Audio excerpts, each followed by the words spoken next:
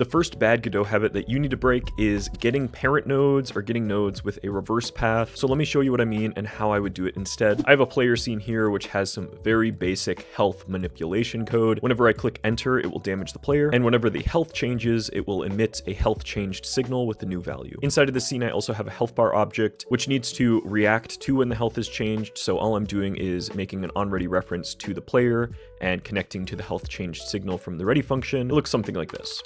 Now, like I mentioned, the way I'm getting a reference to the player is with the getNode function, and I'm using a double period for the path. This essentially looks up the scene tree. It's the same thing as using the getParent function like so. And although this technically works, it's a nightmare for when you're actually debugging your code, because let's say I wanted to edit my health bar on its own, and I go into my health bar scene and I go to run this scene, I'm going to get a crash. And that's because my code is depending on a player existing, and it's also depending on that player node existing as a direct parent of the health bar, which is super prone to errors, super prone to bugs, and basically locks down your code and your game structure a ton. I find that the best fix and the method that I use the most is actually switching this onReady variable to an export variable instead. And rather than setting an initial value, all we need to do is specify the type of the variable. So if you don't have a player class, you would do something like, say this export var is a character body. And then in my ready function, I can basically say, let's only do this code if not player reference is equal to null. So we're only doing this if the player is assigned. And this gives us two benefits. So first, it fixes the issue where we can't run the health bar scene on its own, but also I can go back into my player scene, select the health bar, and simply assign the player as the reference that the health bar is going to use, which in my opinion keeps things a lot more modular and easier to work with. And it also allows my health bar to be placed anywhere in the scene without the path breaking. So let's say I wanted a health bar anchor node for some reason, and I put the health bar as a child of this. My player reference is still assigned, and we can still run the scene as we normally would. So the big thing, we don't get any errors running the health bar in or outside of the player scene. The next bad Godot habit that I see a lot of new users doing is getting access to nodes every single frame. So in this example scene, I basically have this number. This is like a cool trick I add to games where, let's say this was your score.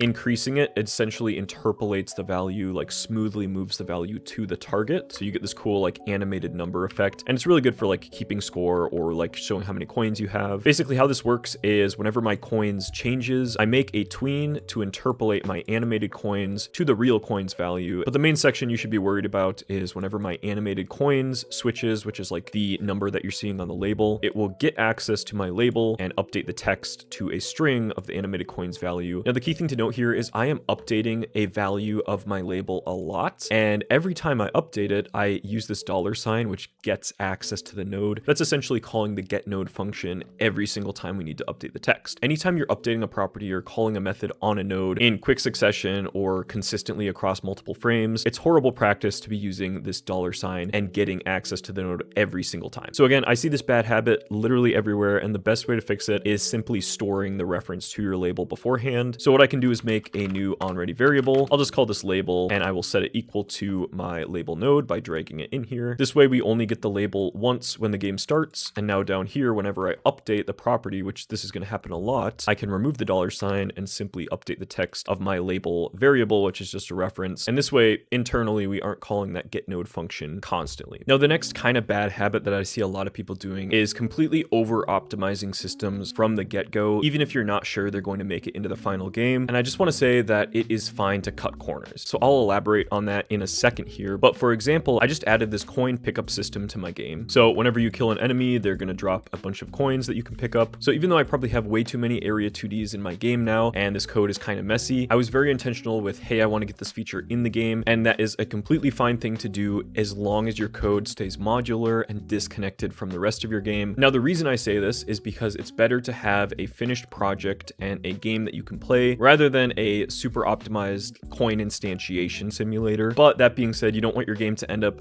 like how Undertale is coded. Not saying Undertale is a bad game, but the code is pretty horrendous. So with everything I said out of the way, if optimization becomes an issue with this coin in the future, I'm going to look into either object pooling, which I'm not sure that will make a difference, or combining area 2Ds, any sort of optimization techniques that I need in that time. But the main thing I want to say is don't be afraid to just get that feature working and out there as soon as possible, rather than worrying about like some technical debt you might face in 2 years. Now, this next one might come as a surprise as someone who literally runs a Godot tutorial channel, but it's super important that you don't don't just stick to watching Godot tutorials. But for example, I have this tutorial I made 2 weeks ago, which essentially gives you the code to make a dungeon generator. And I think watching these videos is fine, but I would encourage you, if you are watching these videos and you're stuck with like, hey, I can only make things from tutorials, then it's extremely important that you try to enhance the tutorials. So like maybe if you watch this video, try to add some more features to it. See if you can maybe draw walls in addition to the floor tiles or something like that. Just enhancing the tutorial in any way is going to ensure that you're actually learning from the video. And if you don't know how to enhance the tutorial,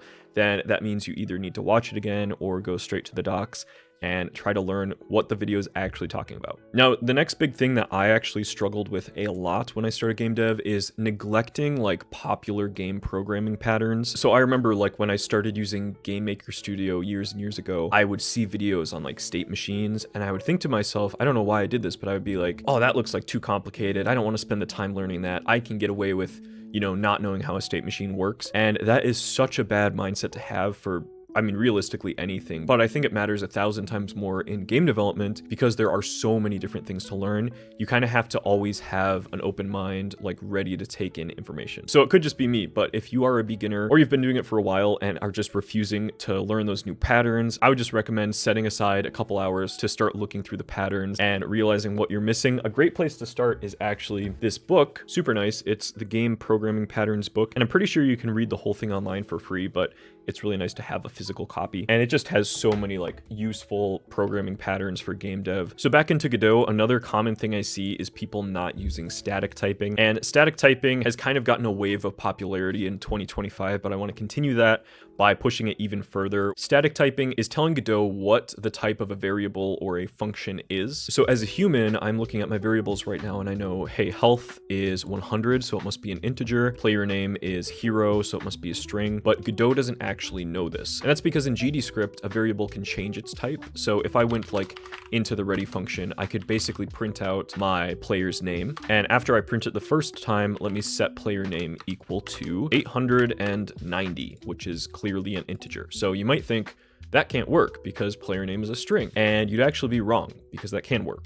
It prints out hero, then it prints 890. You're very, very, very rarely going to want to change the type of a variable, which means I want to throw an error whenever the wrong data type gets assigned to a variable. So the way we do that is with static typing once again, and you can static type by putting a colon after the variable name, and then just typing the type or the class name of the data type you're assigning it to. So in this case, this would be an integer, we just type it as int, and this one would be a string, so we just type string. And right away, you can see now Godot is highlighting this line.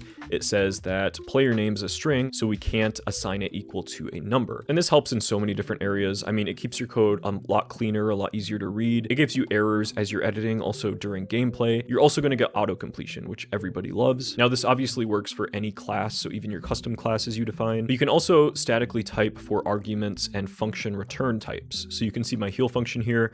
I pass in an amount, which I could statically type this as an int. That way we are more clear and the int matches my health type up here. Because I'm returning the new health value after the function, I can also say, hey, Godot, this function is supposed to return an integer as well. And the way I'd type that is just with this little dash and then the greater than symbol to do a little arrow. And I can just say int, and now Godot knows that my function will return an integer. So the conclusion, if you're not statically typing your variables, definitely start doing it. And if you're really too lazy to type out the class names, you can technically just delete these and type colon equals, and Godot is going to automatically detect that this is an integer. Technically, I think doing it this way is a bit faster, but realistically, you're going to be saving like 2 or 3 milliseconds every decade, so it doesn't really matter that much. The next bad habit I see a lot of people doing, and this one might be a bit more controversial, but it's using direct paths to scenes. So you can see this is like my game scene, and when I'm ready, I want to spawn in the player. The way I do that is I load the player scene, instantiate it, and add as a child. The issue with this is, let's say I went to that player scene in my file system, and maybe I renamed it to player_hero. All of a sudden, this script would not work because my file no longer exists. So what I like to do, and what I'd recommend for anyone using direct paths to their files, and this goes for any resource, not specifically scenes, is to right-click the file and copy the UID